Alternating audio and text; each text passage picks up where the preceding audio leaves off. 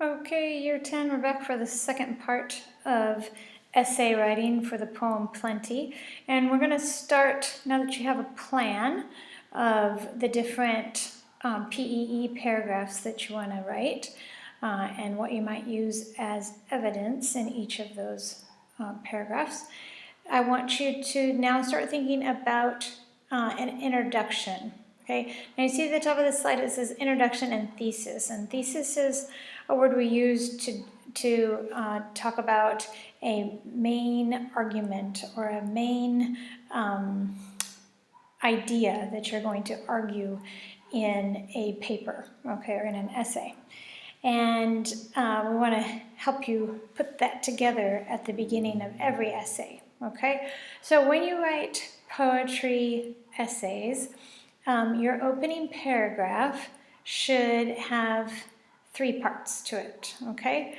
At first, it would be helpful to give a strong overview of the poem. The idea that you understand the main thing that's going on in this poem, or the kind of one of the like your almost like the summary or story, but like really briefly, okay? And second, to give a powerful sense of the poet's purpose in this poem. And again, you can use some of those ideas that you came up with last week when we talked about what the poem's about and what the poet's purpose is in writing this poem. And then finally, you need to clearly answer the question, which is explore how Dixon presents her childhood in the poem Plenty. And I realize it's not in the form of a question, but the question is there. How does Dixon present her childhood in the poem Plenty? And explore just asks you to look at all the different ways, okay? So make sure to, you see the little final point here at the bottom, make sure that you refer to the poet and the poem title somewhere in your opening paragraph, okay? You need to refer to the title Plenty and at least to the poet's last name, Dixon, okay? If you want to write her full name, that's fine, but don't just say she and assume that everybody knows who you're talking about, okay? It's a part of your essay sounding formal and professional, okay? All right, for this essay in particular, for this particular question, we are going to focus then on this idea of the presentation of her childhood. And so we want that to shape each part of the sentences, okay? In this slide, I'm giving you general, the first sentence should be about this, the second sentence should be about this, and the third sentence, maybe it takes you 2 sentences, who knows here at the end, but this is like generally the structure, okay? But for this particular one, I've now given you some instruction, and I want you to try this on your own to think about how you might open this essay, okay? The first sentence then is, can you write a sentence that states the poem's overall presentation of Dixon's childhood? You will definitely use some of the ideas that you've come up with in thinking of your points, but in a sentence, can you state the overall presentation of her childhood? Okay, give an overview. Next, follow that sentence with a sentence that suggests her purpose in presenting her childhood as she does, right? And you can go back and look at some of those purpose ideas that you wrote down, or maybe you have a fresh idea after studying this poem for a while. Maybe you've got something that you think fits some of the ideas that you're going to explore with your points. Okay, and then lastly, a thesis statement in which you outline the ways in which Dixon vividly presents her childhood. Here in the first first sentence, you gave an overview of the presentation of her childhood, and the why she might have portrayed her childhood that way. Here in the final sentence, you're going to make an argument, and you can include some of the ways that she effectively presents her childhood, especially those that you know you're going to discuss. Okay, so if you think different literary devices that you're particularly going to talk about might make it into this sentence, or a general feature of the poem that really brings her childhood to life, then you'll want to mention them in this thesis sentence or final sentence to your opening paragraph. All right, pause the video and try it. Okay, see what you can get here. Okay, you can see on this slide that an example of the first few sentences have been done here. In her poem Plenty, notice how I'm stating the poem's title, and then I'm stating the poet's name, or using the poem's name, Isabel Dixon, and I think it's quite nice to give the full name in the beginning, and then from there on out just refer to the poet by their last name, okay? In her poem Plenty, Isabel Dixon effectively presents her childhood in a large family trying to make ends meet in difficult financial times. Okay, that's my overview, that when I think about this poem, or like what's it about, and especially when I think about what's the presentation of her childhood like, I want to capture some key ideas. It's a big family, and they're really trying to make it through difficult financial times. My second paragraph, I want to pick up on this purpose of showing a contrast. So I've included, she offers a contrast of her viewpoint as a child with her viewpoint looking back as an adult, because I'm definitely going to cover that in my essay, the contrast, the two viewpoints. The part of the presentation of her childhood is her viewpoint as a child compared to her viewpoint as an adult. And I really like the idea of talking or discussing, presenting her childhood as something that formed her, that has shaped her views. Anyway, and then you can see here at the end I've still left blanks, because what I don't want to do is write a paragraph and have you think, oh, that's exactly the thing I need to say. The reason I've left the blanks is because I want you to fill in from your plan and the literary devices that you're thinking to discuss, to fill in these blanks, okay? But I want to show you the sentence pattern. And this isn't a magic recipe, okay? But if you need the support of kind of tell me what to say next, then you can phrase it this way. Dixon effectively presents her childhood as a time that was okay? Now, you could have another, third thing in here. I wouldn't go on too many times, but if you could take two key ideas from your points and maybe fill them in here. She presents her childhood as a time that was this, and you finish the thought, a time that was that, okay? Again, if you want to add more to a third item, no problem, or a single item, if you have a main thrust that you're thinking of. And then this, through her use of this would be a place for you, if you want to state as part of your argument, what are some of the main ways that she effectively presents her childhood? Is it through imagery? Is it through the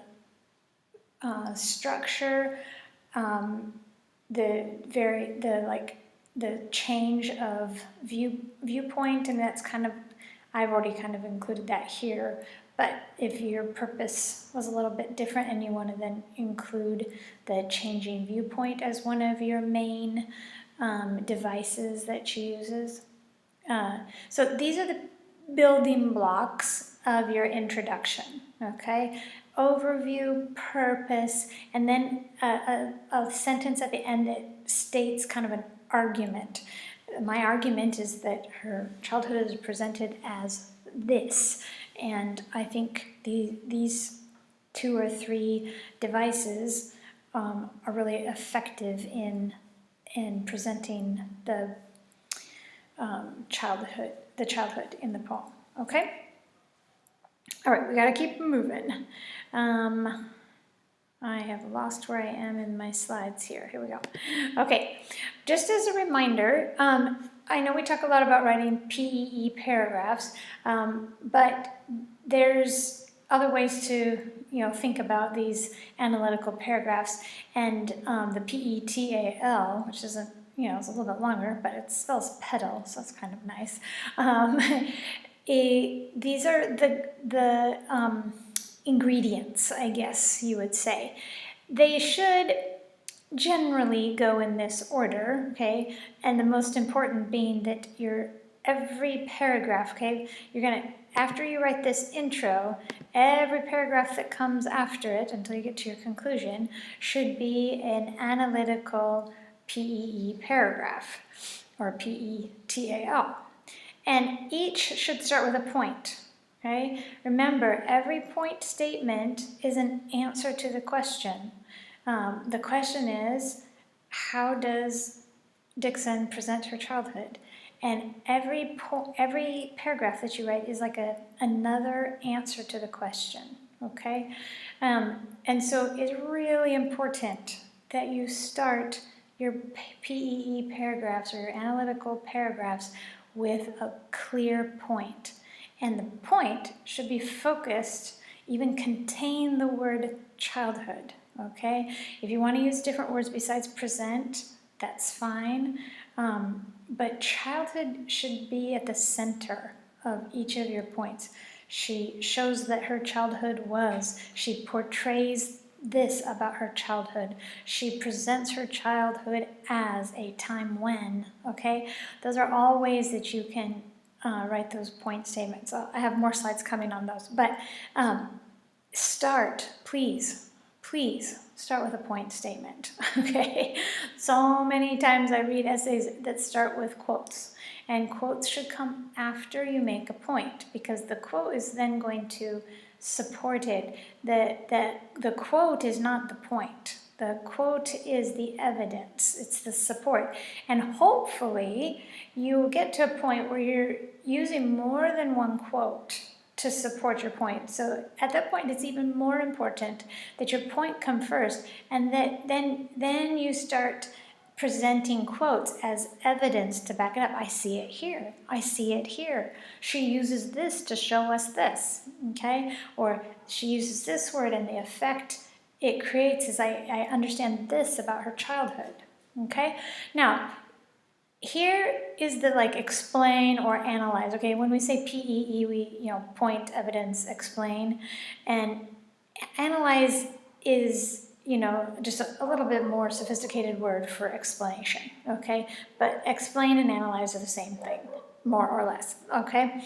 Now, I've put technique in here. It doesn't have the technique that you're discussing, like if you're focusing on emotive language, or you're talking about a metaphor, or you're talking about some sibilance, or you're talking about, an jammed line or something like that, that's technique, okay? You should try to name the technique that you're discussing when it fits, okay? It might make it into your point statement, or it might come when you're introducing the evidence, like the metaphor, windmill stalled, like mommy's smile. Okay, I'm sorry, that's a simile, but and you can slip those technical technique words in as you're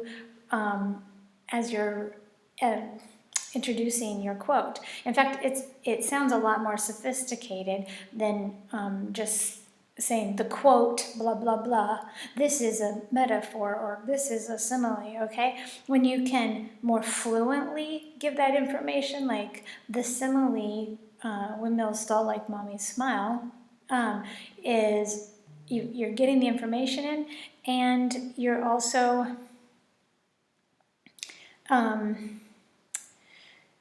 not being so wordy, okay? And that will then take you, once you get these three, okay, in there, and it might be that you wait for technique to even get to, I mean, maybe you'll mention the technique name when you get to the explanation, and that's okay too, okay? But the explain or analyze needs to come right after a quote. Now, if you're using more than one quote to support a point, please discuss each quote one at a time, okay? Don't stack a whole bunch of quotes together in the same sentence and then try to go back and discuss each one, okay? Make your point, introduce a quote, then comment on the effects created by that quote. Right? Now, it needs to go back and link to the point, okay? If you're saying that, if your point is that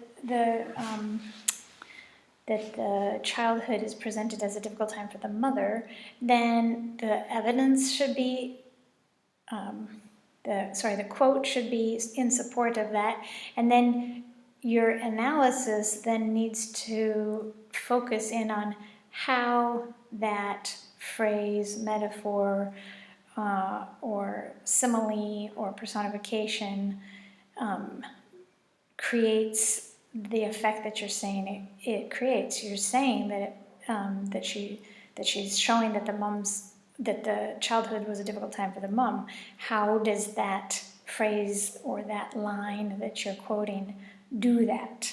Okay, and then to develop it, you go on and try to focus in on exactly how or why the language or the order or the structure or the grammar helps create that, okay? And then this link word means we always want to be thinking back to, keeping the essay on focus. And so sometimes it's nice to kind of make sure at the end you're still focused on her childhood, and so you can link back to the point. I mean, you should never just copy your point statement out again, but linking meaning that you're tying it back into childhood, especially if you've maybe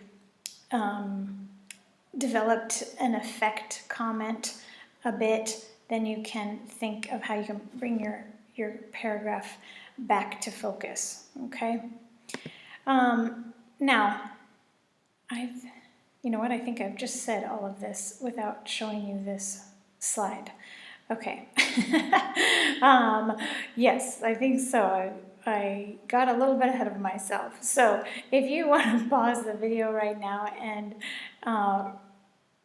copy these points down that I just said, but I didn't have the right slide up. So go ahead and pause the video so you can get this.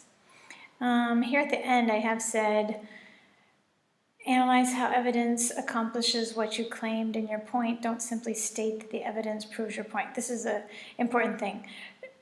What you shouldn't do in your explain, analyze section is just say something along the lines of, and that proves my point, or, and that really shows how difficult it was for the mom. Okay? I mean, if you start with your point like, the poet presents her childhood as a difficult time for the mom, and then you introduce a quote, and then your whole explanation is, and this really shows how difficult it was for the mom. That is point, evidence, point. And we are not writing a pep essay, okay? So make sure that you're offering how, why, okay? Don't just repeat the what again, okay? Your point is the what, and you're explain or analyze section tells us how or why it's like that. Okay, so if you haven't had a chance to finish copying this down and you need the information, pause the video, but I'm going to keep going. Okay, some examples of how you can write point statements. And again, this might be a little bit repetitive for some people who really know how to write point statements. So I'm not going to spend a long time on this. So if you're like, oh, I need some of these, pause the video and copy them down. But I've tried to put together a basic structure for a sentence that you would write that would be your point sentence. So something along these lines. Start with the poet's name,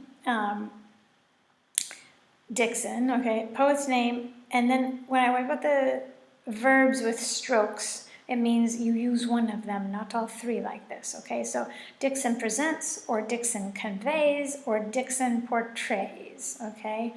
And then keyword from the question, and remember we said the keyword is her childhood, and you could say through, and then you could use your technique right here if you're really going to focus on one quote, and or maybe you could list two techniques that you know you're going to discuss in this paragraph.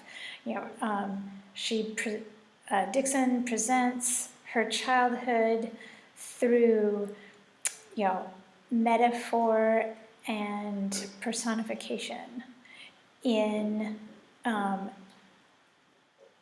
then you finish the sentence, okay, with the rest of your thought.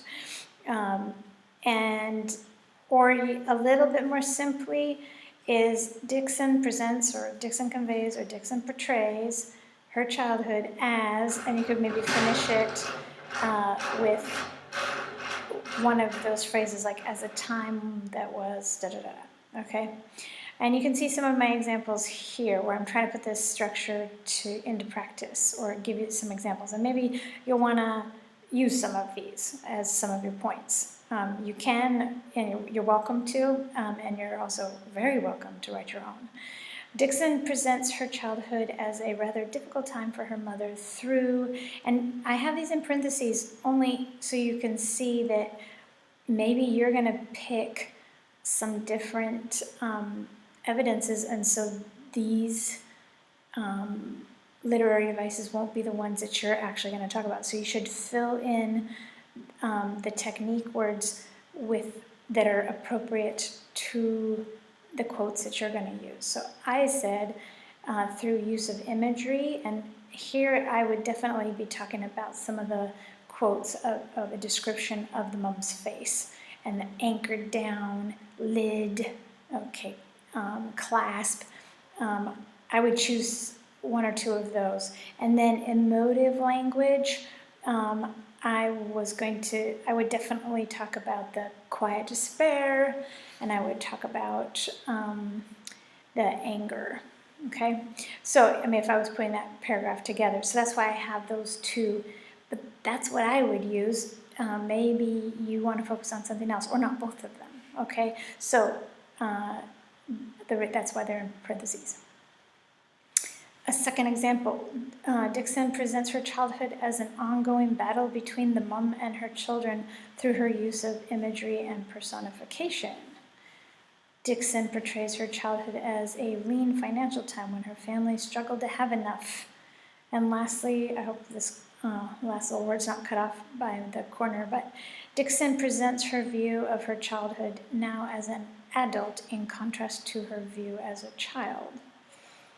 Okay, again, if you want to copy and use some of those, pause the video and copy them down. All right, once you've written your point statement, remember 1 point statement per paragraph, once you've started with that, then it's time to introduce your first piece of evidence. Now remember, your paragraph can go point, evidence, analyze, another piece of evidence, some more analysis, okay? And if you have a third quote that you want to comment on, no problem, okay? Now, here, this is, again, these are just examples of how you can introduce evidence. it is not a great style choice to write your point statement and then have the word like quote, and then you just quote, or you don't even introduce it like that. You just like, you make your point and then you just like kind of slap the quote on there and then start talking about it. You need to introduce your quotes, okay? So it reads fluently for the reader of the essay, okay? So here's a couple different ways you can introduce quotes. The reader can clearly see this one, the poet writes. Okay, that's a really basic one, but if you need basic, that's basic, okay? Some, a little bit, maybe a little bit more sophisticated is in stanza, and see how, when I put things in parentheses, I'm just using an example.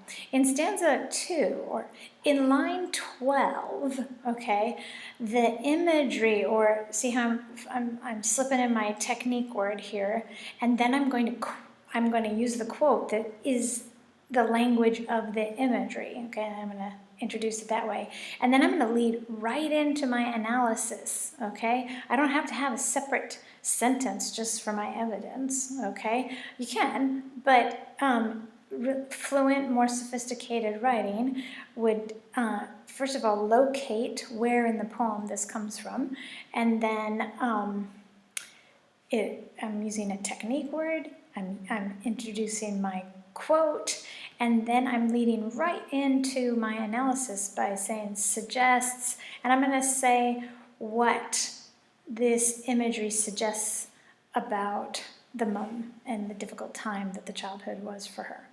Right? Or I can say the phrase suggests that. This is another one that obviously, if I say phrase, I mean more than one word. If it's just a word, I could just say the word suggests that, and then continue with begin with my analysis. Or if I'm going to say comment on a technique, the sound effects created in lines, and I list the lines, by the words or phrases, okay, I could, and it depends upon what I'm going to put in here, whether I use words or phrases. The sound effects created in lines, such and such, by the words, and maybe I'm going to list a couple of words here, convey a sense of, like if you wanted to talk about like that snapping, the straps and snapping, spilling, the effects created by that, this would be a good introduction of evidence that you could use, okay? And here you'd actually list some of the keywords that have those sound effects. And then you want to talk, of course, about what is created by those words. Okay, so here's my example, continuing on with my first point here. Dixon presents her childhood as a rather difficult time for her mother through her use of imagery and emotive language choices.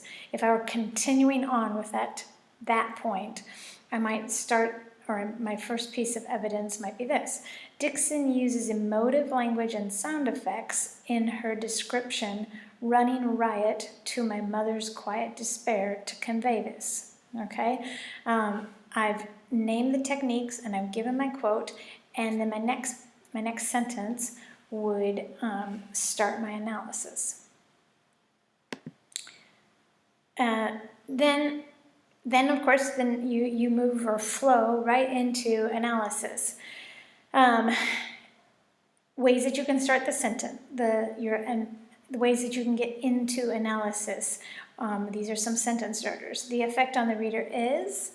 Okay, this is a basic one, but again, if you struggle with these and you just need basic, just go with basic, okay? If you get scores of like band 3s or maybe really low band 4s in your essays, just go with these basic ones for now, okay? It's more important to get the pattern and actually get steer yourself in the right direction, rather than letting yourself get too confused with some of these that are a little bit more complicated, okay? But for those of you who want to have a little more choice, I like to add some other choices. So this, again, comes right after you give a quote, okay, right after your quote. This choice of, and again, here's a way you can work the technique word in now. This choice of language, this choice of imagery, this choice of, I mean, maybe it's sound effect or whatever, okay? But here's another space you can fit technique in.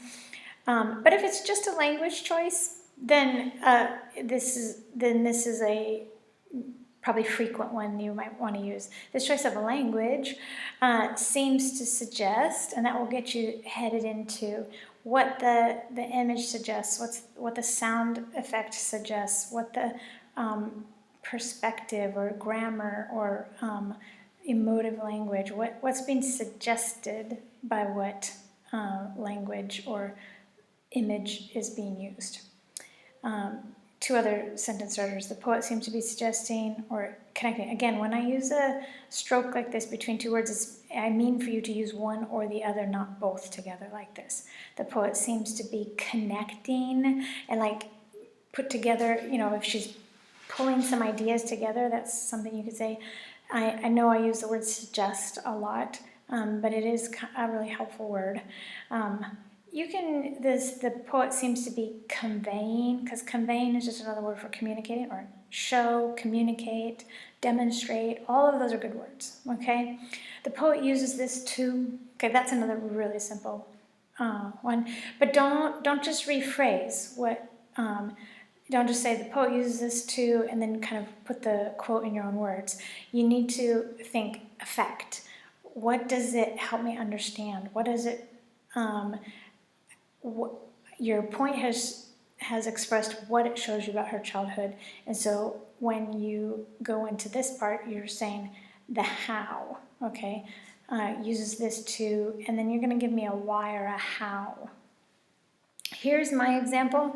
Okay, following on from, okay, so if I read this all together, Dixon presents her childhood as a rather difficult time for her mother through her use of imagery and emotive language choices. Dixon uses emotive language and sound effects in her description, running riot to my mother's quiet despair, to convey this. And then it could go on, and this is my analysis for the quote that I just gave, the running riot to my mother's quiet despair. The alliterative R in a running riot creates an almost whirring sound effect, suggesting the chaos of 5 small children running circles around their mother, and suggests that she and her sisters were a rowdy group whom the mother struggled to control. The emotive phrase quiet despair that she uses to describe her mother's emotional state creates a portrayal of a mother who is hopeless and ever gaining control, or who possibly lived in a state of unnoticed depression during the poet's childhood. Notice how I'm using lots of words like suggest, possibly, it could be, it might, because I don't know for sure. I'm just saying the things that it suggests to me, or are a possibility that could be. I don't know if the mother was hopeless, but the word despair makes me think that, okay? Maybe for a time, her situation felt hopeless, like it would never end, okay? And then I might go on then to my second piece of evidence, sorry, will be the imagery of some of the facial expressions of the mom that is, again going to link with how difficult this time was for the mom, how stressful it was, okay? The last bits here, I'm going to go pretty fast because I don't want this to get too much longer. So if you need to pause and copy things down. Here I just have possible things you might use for points. I mean, I've already, in the mind map that I gave, there was plenty of ideas, but here are some maybe rephrased a little bit differently, or in a little bit different form besides bubbles. Okay, so some points you might choose, or ways to express your points. That Dixon presents her childhood as a rather difficult time for her mother through use of imagery. Okay, I kind of already done that a lot. Dixon presents her childhood as a time spent in opposition to her mother's strict rules. That's like the battle idea. Dixon presents her childhood as a financially difficult time for her family through the use of and again, I leave those blank because I want you, there's loads of evidence that suggests that that her childhood was a financially difficult time. Here you'd want to focus, if you were going to use this and just like fill in the blanks, you want to make sure you're focusing on details from the poem that we get the idea where their finances are hard. Not just like the stress of raising children, but the financial stress, okay? And because there's a lot to pick from, I've left this open for you to name the techniques that you might be using, okay? Remember, don't put quotes here. Name techniques. Or if you want to simplify it, just say Dixon presents her childhood as a financially difficult time for her family. Full stop. And then you can weave those technique words in later, okay? This is why it's really important for you to learn up your terms, okay? So that as you go along in your poetry study, you know what you're looking at. You can name devices in poetry. All right. Dixon presents her childhood through the perspective of an adult looking back on her own childlike perspective. And lastly, Dixon presents her childhood in contrast with her adult life using ongoing image of bathwater. This one I really like because there is this extended image of the bathtub that's never full, the stealing of an extra inch and how that's so luxurious and like a favorite memory, and then compared to her bath now, this bubble bath that's up to her chin. Okay, so this is a nice, strong idea. I'm losing my words, so I need to finish up here. Okay, all right. The last thing that we need to talk about is conclusion. Okay, now when you are finished with your PEEs, it's quite nice stylistically to write a short conclusion, okay? Conclusions do not need to be long. Conclusions do not need to repeat everything that you've already said, okay? So here are some things that you can do in a conclusion. You should definitely return to the key term in the set question. These are like general rules, okay? So of course you want to, childhood should be somewhere in this, in the conclusion. And you can do some of these things. You don't have to do all of these things, okay? At the end of your essay, you might want to comment on one or some of these, or use some of these ideas. You might suggest how the text, but when we say text, in this case we mean poem, how the poem develops, okay? Like, where does it start and where does it end? Like, a comment that's based on that. You could comment again on poet's purpose and choices, like kind of link back to that purpose idea that you brought up in your introduction and make another comment on it. Simply make an overall effect on reader comment. If you think about the overall purpose that you stated in the introduction, think about maybe an overall effect that purpose has on you as a reader. And don't be afraid to give personal opinion or evaluation. The end of your essay is the best time for you to use the pronoun I or to write in first person. I don't want you writing in first person in your essays in general, okay? We refer to the reader and we keep it third person so that it's formal, but the best time to use this, it's like the personal response part is here at the end. Now, I'm not saying that the rest of your essay doesn't show personal response. You have just expressed your personal response in a more formal third person style of writing. But here at the end, you can make a personal first person comment, and it's appropriate. Okay, so how might that look? You could follow this little writing frame if you need some support. So here's in conclusion, this poem's presentation of Dixon's childhood demonstrates how, and you finish that sentence, she is able to express a feeling, and again, I have a stroke here, don't use both, choose one or a different word. She's able to express a feeling or a sense of something that readers can relate to. And then that would tie right into a first person comment at the end, like, is there a feeling or a sense that she expresses in this poem that you find particularly relatable, that has to do with childhood? And then you could follow that up with a personal statement. These are just some ways you could start it, but by all means start them how you like. Personally, this poem showed me blah blah blah, made me think of, reminded me of. Okay, now don't launch into a whole story about your childhood or whatever. It's a sentence, okay, of how you and the poem connect.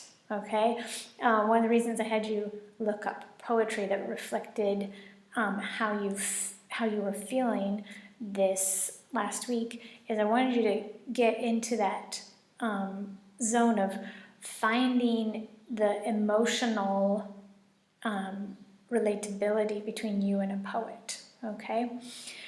And I use your own personal thoughts on it, because I'm not going to give you an example because I want your writing to be personal, okay? Especially this part is very personal, okay? Now you don't have to share deep, dark secrets, but it really should be something that it made you feel, made you think of, someplace where you made a connection, or just something you realize about other people's lives or about the poet's experience, okay?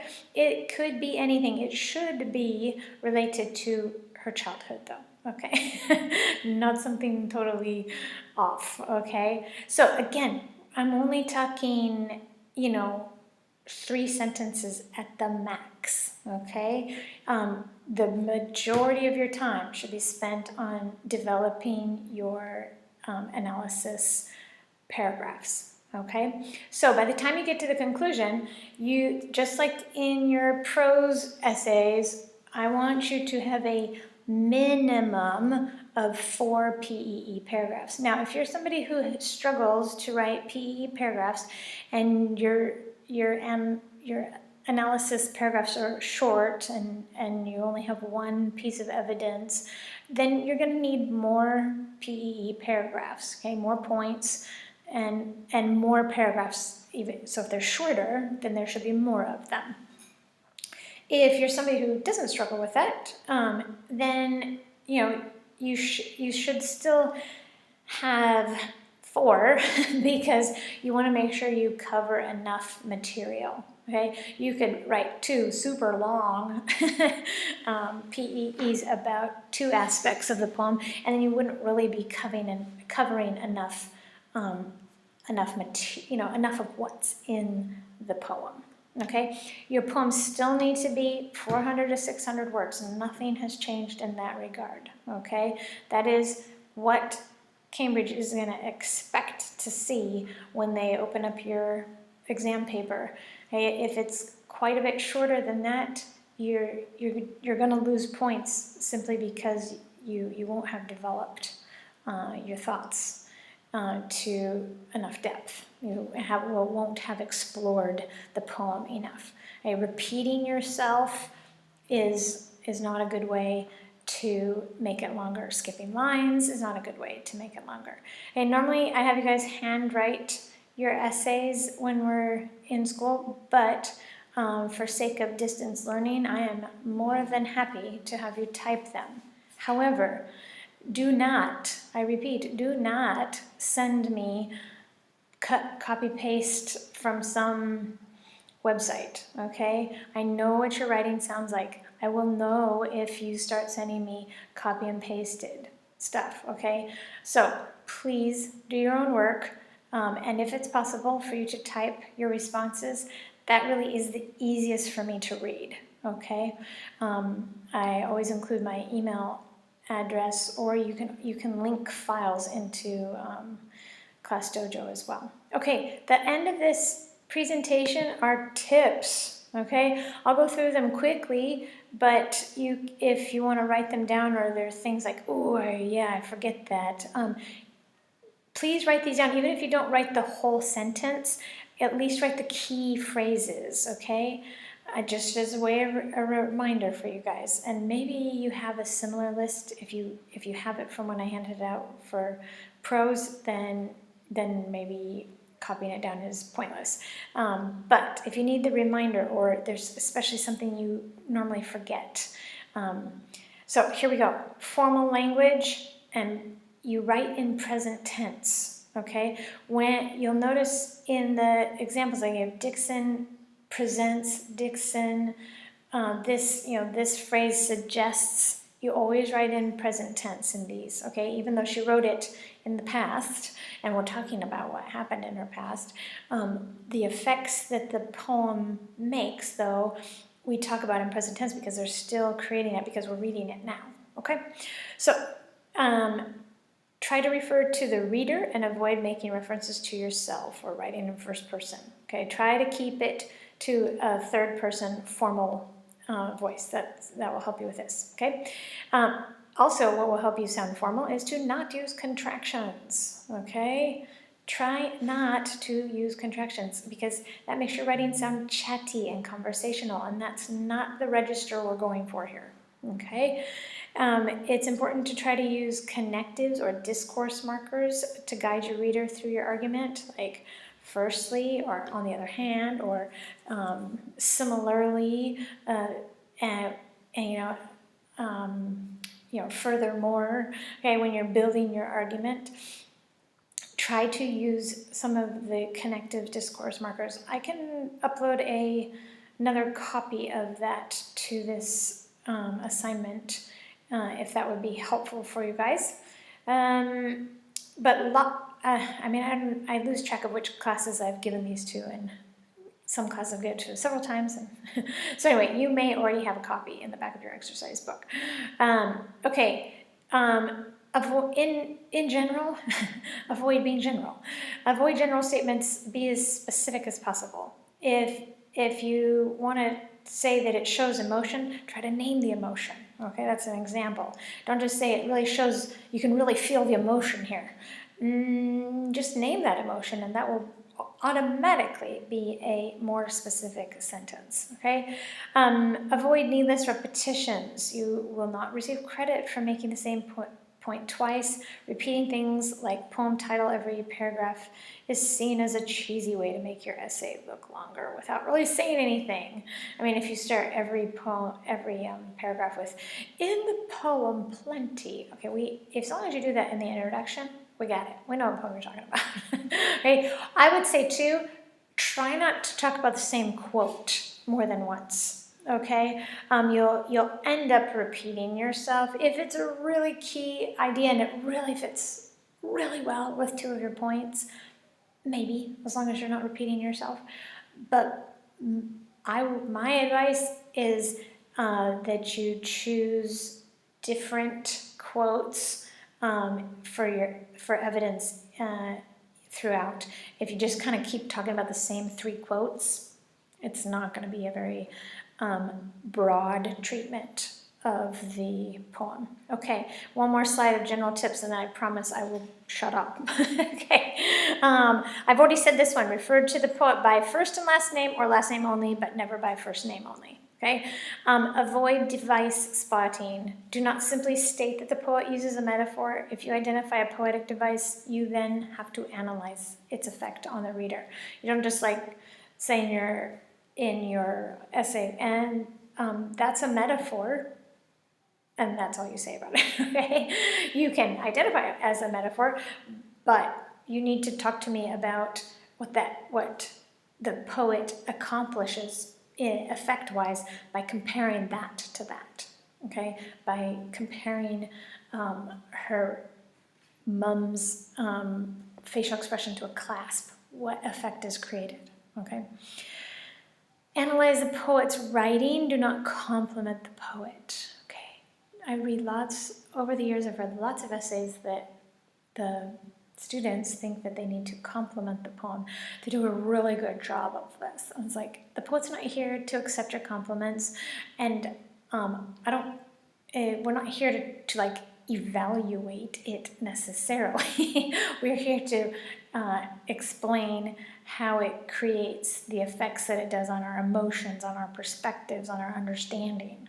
Okay, what pictures we get in our mind, how the sounds in the poem affect us, or how we're helped to imagine her situation and her feelings. Okay, but just saying she does a really good job here. Okay, that gets you started down the wrong track. So if you find yourself saying stuff like that, stop. Okay, erase it. Okay, and then last two have to do with quotes. Quotes should not be longer than necessary. Copying long quotes is not a clever way to lengthen your essay. Okay, only quote the really key part that you want to then discuss afterwards. Okay, writing out lines, 3 and 4 lines, or even whole lines. Okay, a whole line of poetry would be about as long as you'd want to go. Get it down.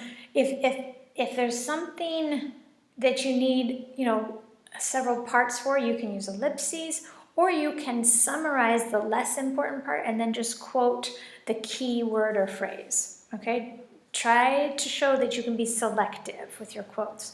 And then, of course, make sure that you introduce your quotes with sentence starters like, when the poet describes the soldier's faces as masked with fear. This is not from a poem we're going to study, but it's a lot better style for your essay for you to introduce quotes rather than to just write your point and slap it on the paper like I said before.